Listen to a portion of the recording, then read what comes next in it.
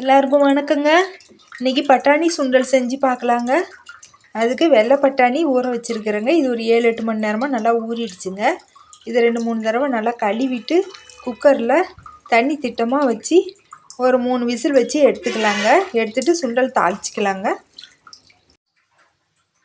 சுண்டலுக்கு தாளிச்சிக்கலாங்க. இப்போ ஒரு வானல் வச்சு அதில் ஒரு 3 ஸ்பூன் எண்ணெய் விட்டுருக்குறேங்க. கடுகு 1/2 ஸ்பூன் போட்டுக்கலாங்க.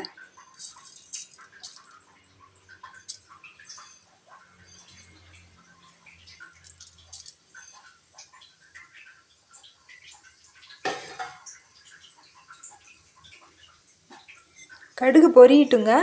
இப்போ சோம்பு ஒரு ஸ்பூன் சேர்த்துக்கலாங்க. கடுகு பொரிஞ்சிடுச்சுங்க. சோம்பு 1 ஸ்பூன் சேர்த்திக்கலாம்.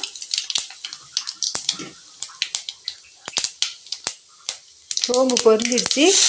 10 பூண்டு 10 பல் தட்டி வச்சுருக்குறேங்க. இப்போ இதில் சேர்த்துக்கலாம்.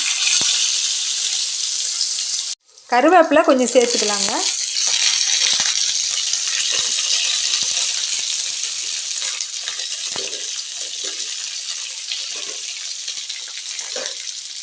பச்சை மிளகாய் 4 அரிஞ்சு வச்சுருக்குறேங்க. பெரிய வெங்காயம் 3 வெங்காயம் அரிஞ்சு வச்சுருக்குறேங்க. தூளாக அரிஞ்சு வச்சுருக்கிறேன். இப்போ இதையும் சேர்த்துக்கலாங்க.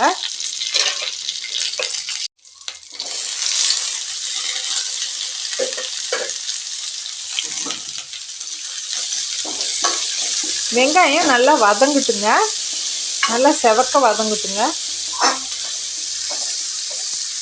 வெங்காயம் வதங்கிடுச்சுங்க. இப்போ பெருங்காயத்தூள் கொஞ்சம் சேர்த்துக்கலாங்க.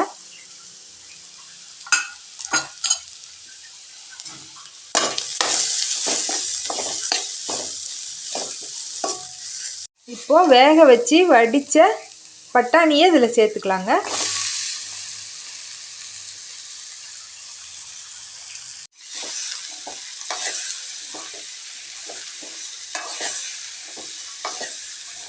நல்லா கிளறி விட்டுக்கலாங்க.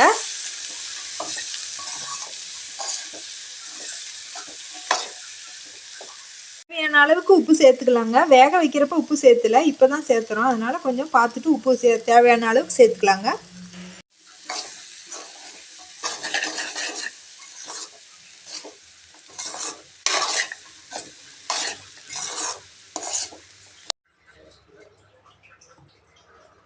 தேங்காய் துருவல் கொஞ்சம் தூவிக்கலாங்க.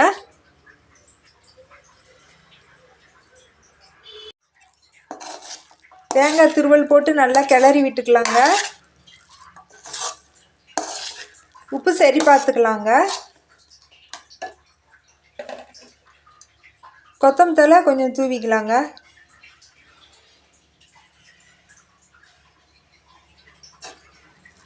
தேவைப்பட்டாக்கா மஞ்சத்தூள் கொஞ்சம் சேர்த்துக்கலாங்க. நான் இதில் மஞ்சத்தூள் போடல, கலராக இருக்குமேன்ட்டு.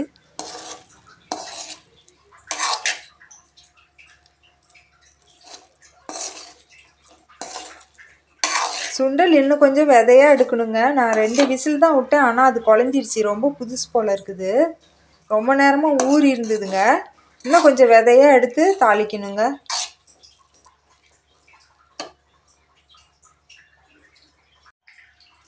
இவ்வளவுதாங்க, சுண்டல் தயாராகிடுச்சிங்க. இந்த மாதிரி செஞ்சு பாருங்கள். நல்ல சுவையாக இருக்குங்க. இன்னொரு வீடியோவில் பார்க்கலாங்க. நன்றிங்க.